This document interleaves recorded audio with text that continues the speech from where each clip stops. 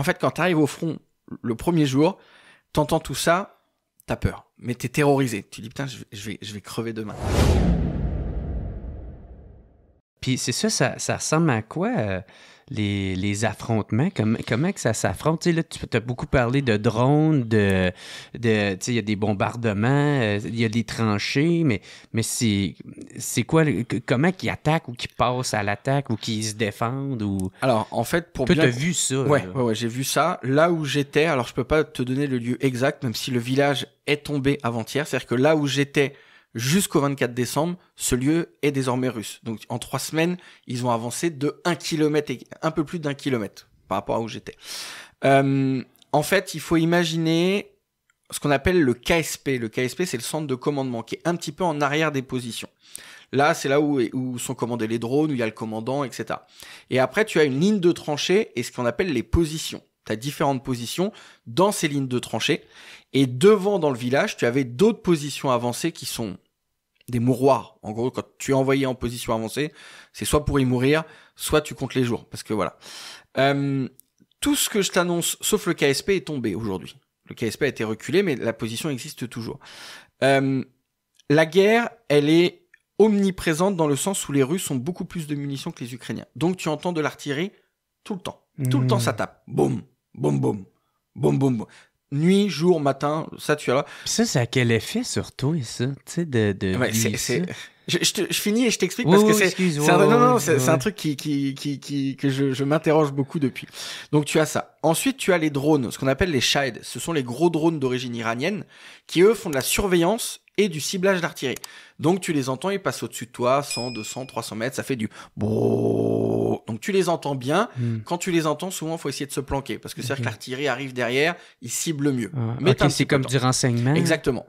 Et ensuite, tu as les drones kamikazes. Les drones kamikazes sont les drones FPV, First Personal View, donc une vue à première personne. En gros, le mec, il a un casque, il a son drone et dessus, il a une charge explosive. Et en fait, il balance ça contre tout ce qui, les Ukrainiens en ont, les Russes en ont. Ça fait un bruit très aigu. Et ça, quand tu l'entends, c'est fini. C'est vraiment le son de la mort. Ça se rapproche de ça. Ça se rapproche et ça va à une vitesse, ça monte jusqu'à 110 km/h avec la charge. Autant dire que quand t'es à pied, même en blindé, tu peux pas l'éviter. Ça, les drones Shahed, je les ai entendus. L'artillerie, j'ai entendu tous les jours. Les drones kamikazes, j'en ai entendu 2. Le premier est passé à côté de nous, mais il devait pas être pour nous. Je pense qu'il y avait une cible plus intéressante que nous. Et le deuxième est passé très vite, mais je l'ai même pas vu. Donc je sais pas où il était, mais c'est sûr que c'en était un. Les officiers me l'ont confirmé. Donc j'ai été très chanceux. Surtout pour le premier. Mais pour revenir à ta question sur comment tu vis avec tout ça, en fait, quand tu arrives au front le premier jour, t'entends tout ça, t'as peur. Mais t'es terrorisé. Tu dis, putain, je vais crever demain. Dans une demi-heure, je vais crever. Qu'est-ce que je colle ici? Non, mais... J'avais, tous les matins, je me brossais les dents. Et les Ukrainiens qui passaient devant la maison abandonnée où j'étais faisaient que de me faire Franzosich. J'étais d'ailleurs le français, il prend soin de ses dents, machin, etc. Et en fait, c'est une blague qu'ils ont, c'est que tout devient drôle pour eux. Tout devient drôle. Ben en fait, pour prendre une distance avec la guerre, tout devient drôle. Une fois, je suis avec un officier. J'entends un drone et je lui dis, on se cacherait pas. Il me dit, bon, on va peut-être mourir aujourd'hui. On va peut-être mourir demain. Et puis, Morgan fait, t'as bien vécu. Tu peux mourir demain. Je dis, mais non, je veux pas mourir demain. Mais pour eux, c'est devenu quasiment une blague. Mais en même temps, je vais te dire un truc. C'est invivable sinon. T'entends des drones toute la journée. Il y a une nuit. Oui, tu as une distance par rapport à tes propres émotions. T'es obligé. Il y a une nuit, je suis dans la maison. Et, alors, tu dors. Tu essaies de dormir. Et d'un coup, je n'entends rien. Je me réveille en sursaut. Et je me dis, faut imaginer la scène, hein. Il fait moins 10 degrés ou moins 15 degrés dehors, je suis en bobette, je suis terrorisé, je me dis c'est quoi ça? Je sors, et en fait, l'officier sort avec moi, mais qu'est-ce que tu fais? Bah, on se fait attaquer. Il me dit, mais c'est des missiles, ils sont tombés à au moins 200 mètres. Et dans ma tête, je me dis, mais un missile à 200 mètres, c'est comme sur la maison, quoi. Et le lendemain matin, donc on est fatigué et tout, et en fait, on va au QG, et le QG nous confirme qu'ils sont tombés à 500, 600 mètres de notre position. Et moi, je la regarde, et le mec me dit, ça va. Et moi, dans ma tête, je me dis, mais 500 mètres, mais c'est à côté, quoi. Et en fait, c'est toujours comme ça. Je pars, mon dernier jour, il m'offre des cadeaux, etc. Et il y en a un qui me montre une mine anti-char, et me dit, t'as qu'à la prendre. Et puis, Morgan, il regarde, il fait, tu te fais pas exploser dans le bus. Mais tu vois, tout est comme ça. Tout pour eux est est devenu drôle dans le sens où les mecs, ils sont rincés, ils sont là depuis 6... La majorité, c'est 2 ans. Le moment d'être sérieux, j'imagine, c'est quand ils sont au front. Bien sûr. Et puis même... après ça, ils essayent de relaxer. Ah, mais ouais, ils ont pas le choix. Et ce qui est marrant, c'est que j'ai parlé à 2 anciens, deux soldats canadiens qui ont fait l'Afghanistan et ils me répétaient exactement la même chose. Et des expressions que j'ai pu lui raconter, il me disait la même chose, par exemple sur l'artillerie. Tu sais, quand il disait ça siffle, c'est pas pour nous. En gros, quand tu l'entends trop bien, c'est que ça continue, quoi. Toi, t'es sur le bout du bout, donc t'entends pas trop le sifflement. Et je lui racontais ça bien, puis on disait pareil en Afghanistan. Donc en gros, j'ai l'impression que c'est une manière de faire des militaires pour... Sinon, c'est inviable. Si tu sais que tu peux mourir à chaque jour, c'est pas possible. Ah ouais, c'est ça. Moi, ma mère est décédée du cancer quand j'étais quand même jeune, tu sais, dans ma début de vie d'adulte, tu sais, à 18 ans.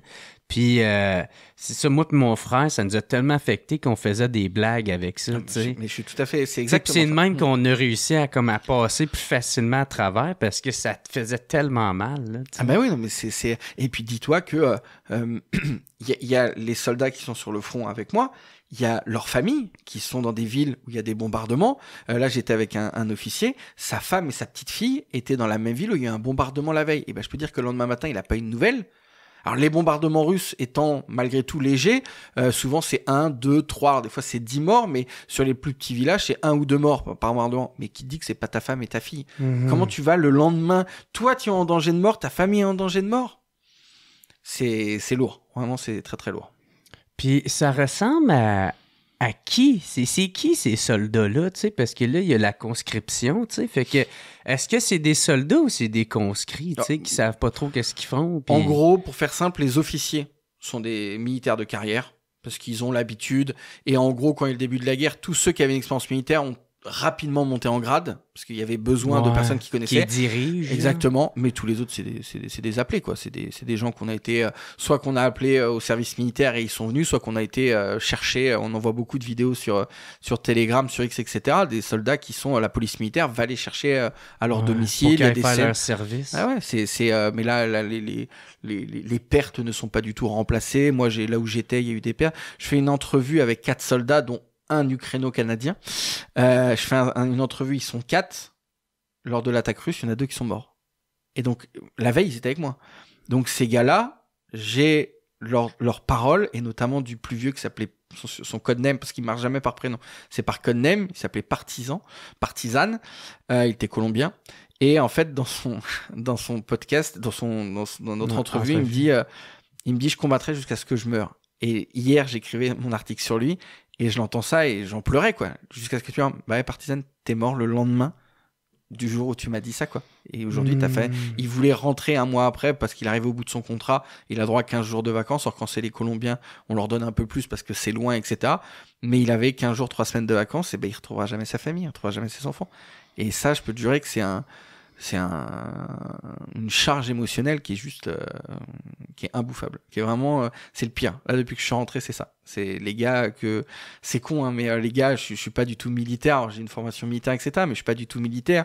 Mais je sais pas. J'ai l'impression d'être parti et je vois ça de loin. Et là, les gars sont dans la merde et tout. Et tu vois, ça me trouble. Je fais mon travail, j'ai de la distanciation, je parle de tout, je parle de ce qui va, de ce qui va pas, mais ça te change, ouais, ça te change, c'est sûr. Ouais, c'est ça, tu disais que tu avais de la misère à faire ton travail, tu sais, qu'il fallait que tu gardes une distanciation. Ouais. Parce que justement, ça ressemble à quoi la complicité que tu crées quand que tu vis ça? Parce que toi, encore une fois, t'étais là que 8 jours, là, ce terrain-là. Là. Ouais, ah bah la complicité, elle commence au bout de 5 minutes, hein. C'est premier drone. Premier drone, première bombe, presque ça. Bah, c'est ça. Non, mais moi, le premier passage de drone, alors, j'en avais déjà entendu quand j'étais avec les humanitaires, mais plus loin, tu sais, t'es humanitaire, t'es pas du tout ciblé. Là, t'es aux côtés des militaires. Alors, ton pare-balles est militaire, mon casque est couleur militaire. Alors, et puis moi, je m'habille souvent en couleur un peu marron, vert, etc. Donc, clairement, pour eux, je suis un militaire. Ils vont pas se faire chier à zoomer pour voir si je suis presse ou militaire. Même si sur mon pare-balles, j'ai marqué presse, voilà. Mais ce sont les risques, hein. Je m'attends pas à ce que les Russes zooment sur chaque soldat pour dire, lui, c'est un soldat, lui, c'est un presse. En gros, il tape. Ça fait partie des risques du métier. Donc, quand t'arrives, que t'entends ça, puis tu sais, tu cherches, parce que tu connais pas, donc tu cherches une boussole, tu cherches quelqu'un qui va te renseigner. Soit c'est un officier, soit, là, dans mon cas, c'était un soldat qui était avec moi, je peux donner son codename, il s'appelle Yann. Yann, il était là et puis il m'a dit bah non, on fait pas ça, tu te mets pas là, tu te mets pas le long des murs. Ils ont aménagé un bunker dans le jardin où j'étais, à côté du jardin où j'étais, et je lui dis on y va, il dit non, il dit parce que si c'est un missile qui tape, on va être enseveli et personne va venir nous chercher, donc on va crever dans le machin. Donc en gros, vaut mieux être dehors et essayer d'éviter le missile que d'être dans les bunkers trucs qui risquent d'être pénétrés par les missiles. Ouais, donc ça se passe une fois, 2 fois. L'extrait que tu viens de voir est une présentation de procafetière.ca. Procafetière, c'est qui? C'est simple, c'est eux autres les experts en café.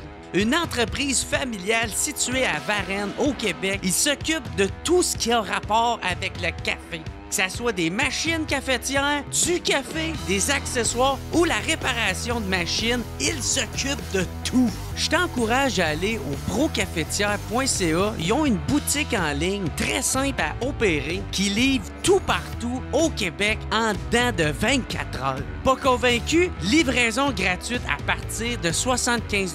Perds plus ton temps puis va-t'en chez Procafetière parce que c'est eux autres les experts.